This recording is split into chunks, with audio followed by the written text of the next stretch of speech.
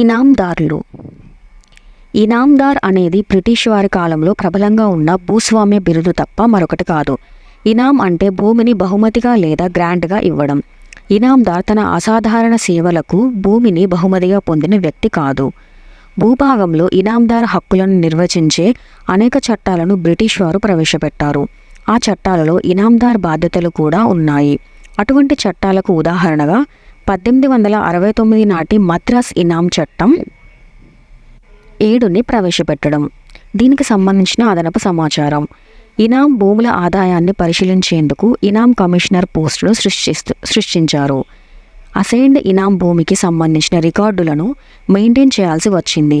మన దేశానికి స్వాతంత్రం వచ్చిన తర్వాత ఇనాందార్ హక్కులను రద్దు చేయడానికి అనేక చట్టాలు ప్రవేశపెట్టబడ్డాయి. ఇటువంటి చట్టాలలో 1977లో కర్ణాటక నిర్దిష్ట ఇనాముల నిర్మూలన చట్టం కూడా ఉంది.